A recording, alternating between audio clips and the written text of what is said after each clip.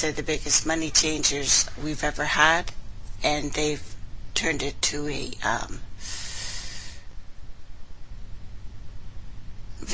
into a spell, put it that way.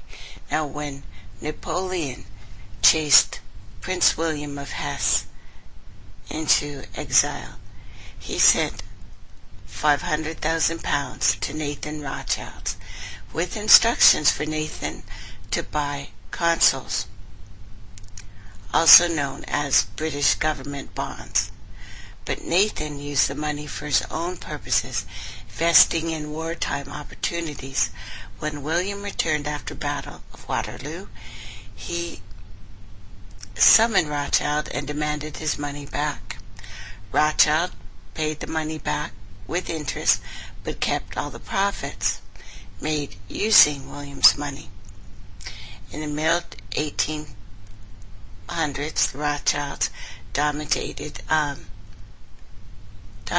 European banking and were the wealthiest family on the earth.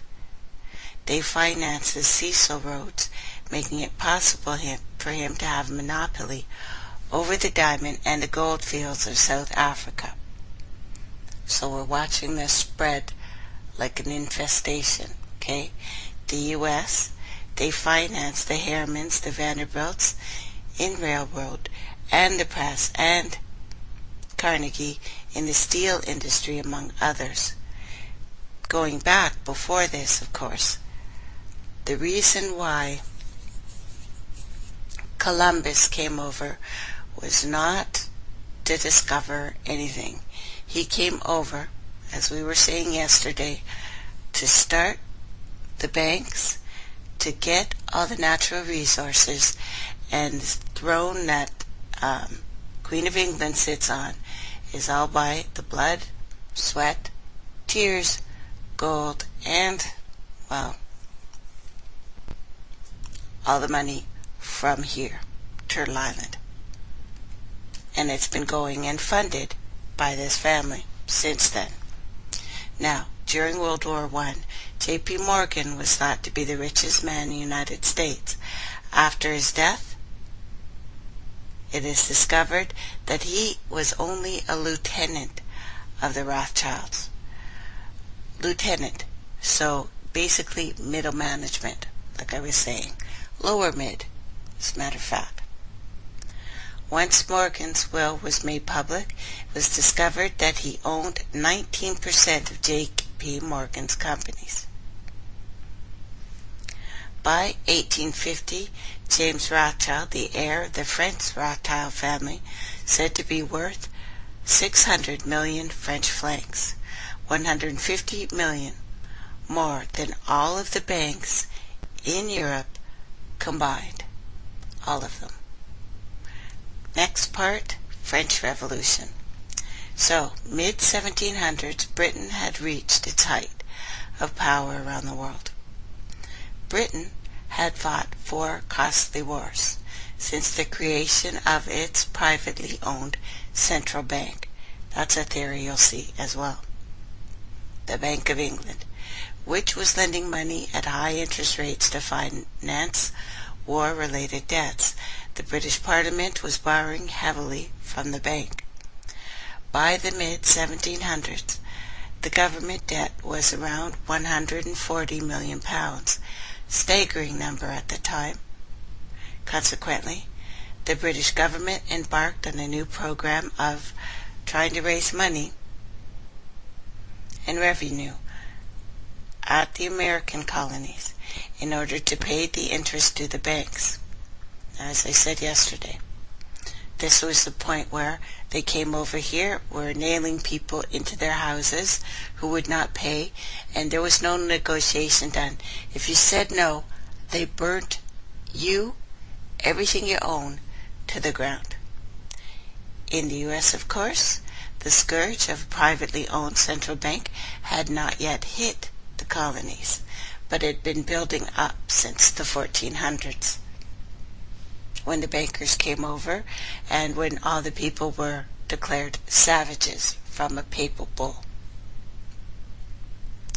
In the U.S., there was a severe shortage of precious coins.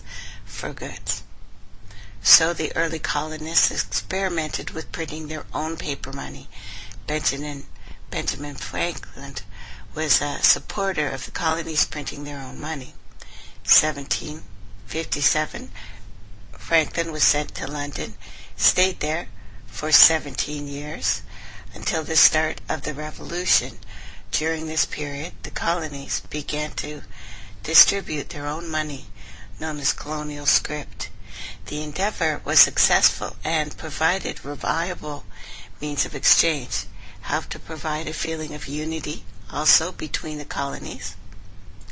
Paper money was debt-free and printed in public interest, not backed by gold or silver coin. It was complete and total fiat currency.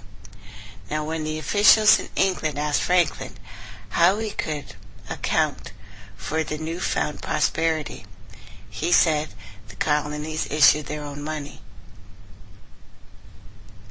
We issue it in proper proportion to the demands of trade and the industry to make profits pass easily from producers to consumers. So kind of the exact same that had been used very well, as a matter of fact, in England and in London. Well, King Henry V started the tally sticks. And of course he was killed for that. And hence American Revolution. Right? So, when the officials in England started thinking this over, they of course were horrified because there was no interest to pay anyone with the way this was run and made. It was common sense, obviously, but the impact it had on the Bank of England was profound.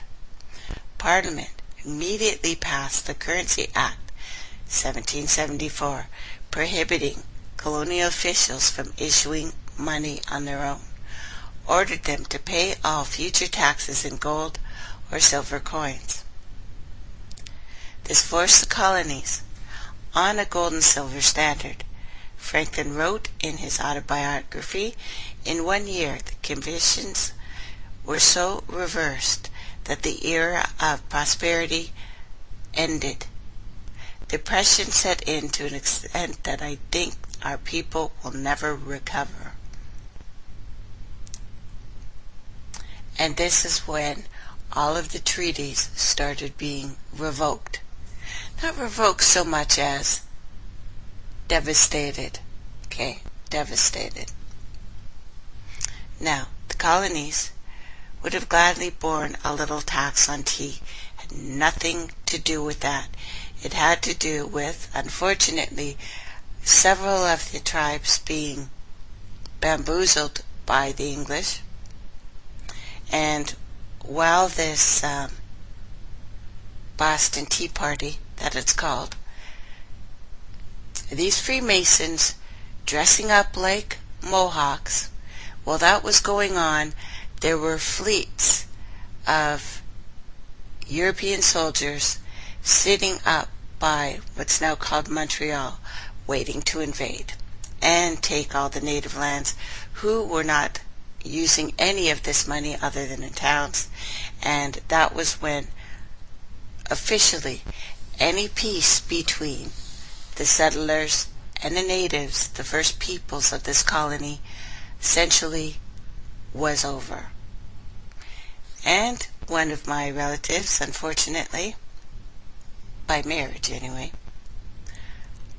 who went to England after this, became a Freemason, came back, started selling our land to settlers or anyone who decided to fight with the British.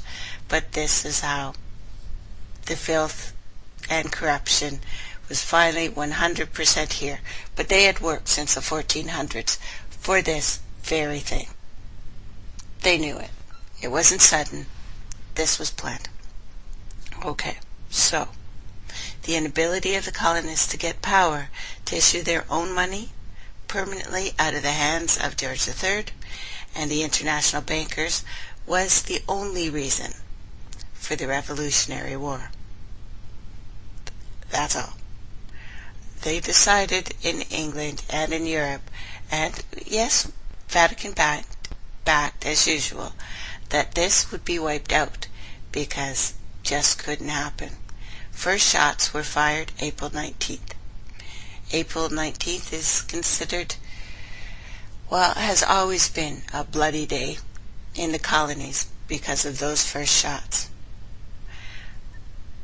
Then immediately the colonies were drained of gold and silver coins through taxation. As a result, the constitutional government began to print its own money to finance the war.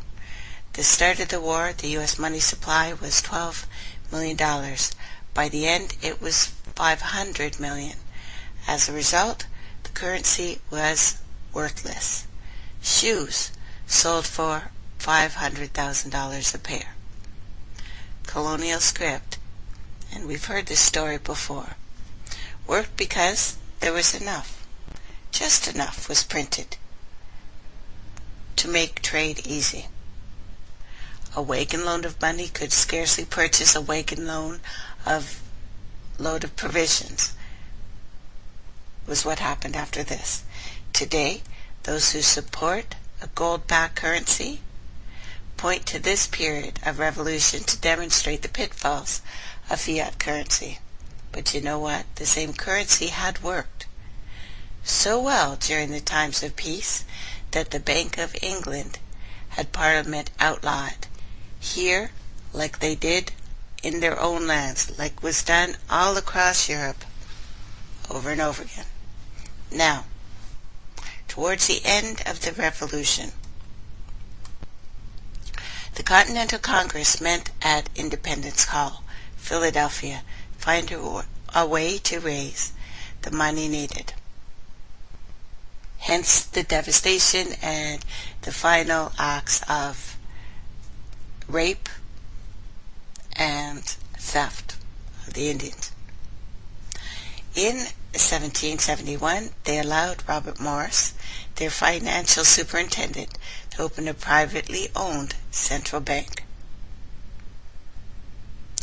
Morris was a wealthy man who got incredibly richer during the war by trading war materials. The new bank, Bank of North America, was modeled after Bank of England.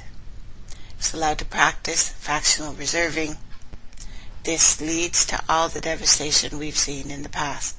Incidentally, if you or I were to do anything like this, we'd be charged with fraud, which is a felony. Private banks, well, have caused devastation, of course, all over the planet, wherever they've gone, right? Sorry, I just jumped over my page here. But soon these dangers became clear, which, should have. The bank's private charter called for investors to put up an initial $400,000, which is the exact same tact they used in England. Morris was unable to raise the money, so he used political influence to have gold deposited in the bank, which was loaned to America by France. Morris then loaned the $400,000 to himself and his friends, and to reinvest in shares of the bank. The private bank was given a monopoly over all of the American currency. The leader of the effort to kill the bank was William Finley of Pennsylvania. Finley stated the institution, having no principle, would never be varied in its object to engross all the wealth, power, and influence of the state. I love how they used to talk. But the man behind the Bank of North America included Alexander Hamilton, Robert Morris, and the bank's president, Thomas Willing, did not give in. Only 6 years later, Hamilton